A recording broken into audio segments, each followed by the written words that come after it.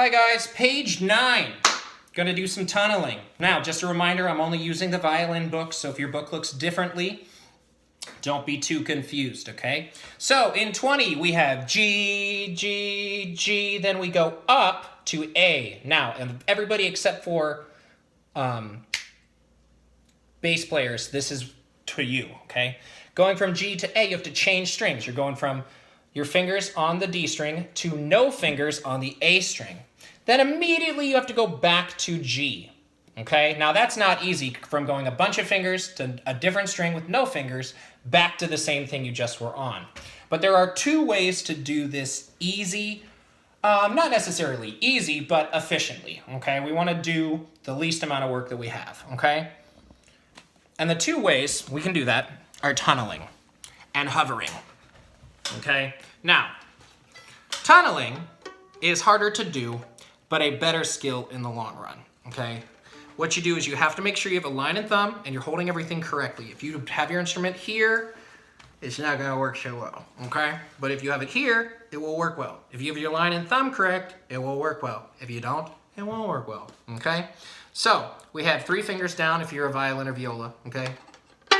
And you have that G. Now, next thing I'm gonna do is I'm gonna move my elbow underneath. And you notice it brings my hand around so that it creates what I call the tunnel. This way, I can keep my fingers on the D string, plucking that G, move my elbow, and then I can pluck the A string, and I can go back to the G. Okay, so G on the... It's called tunneling. Okay, it's not easy to do, okay? I think my cat just got trapped in a cello case. The other option is hovering, okay? So you have your G down, you take your fingers off slightly so they're hovering, then you pluck the A string, and then you go back to the G string. Not G string, back to the G on the D string, okay? So D, so G, G, G, A, back to G, and then the next note is a D, okay? So you can either hover or tunnel, okay? Now with cellos, which I think I'm gonna find my trapped cat in my cello case. Yep, he was trapped there. Cellos, your tunneling looks a little differently, okay? Just a little bit. So you have G, there it is. G, G, G, and you're gonna move your elbow out, up towards you, and get out of the way of this A string, and then back to G. Okay? The end of this song is actually not that difficult, okay?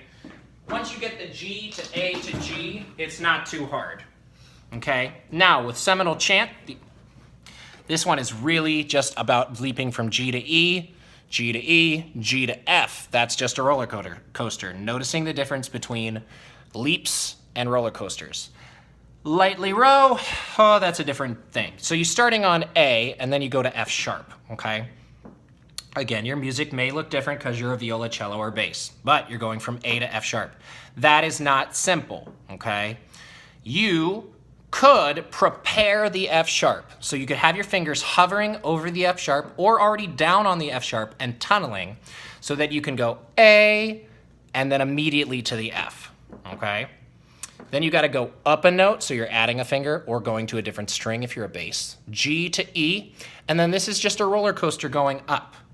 These 2 measures are exactly like these 2 measures, and the ending is different. We got a lot of leaps going on in this ending. We have D to F, F to A, another A, and then it leaps down to D.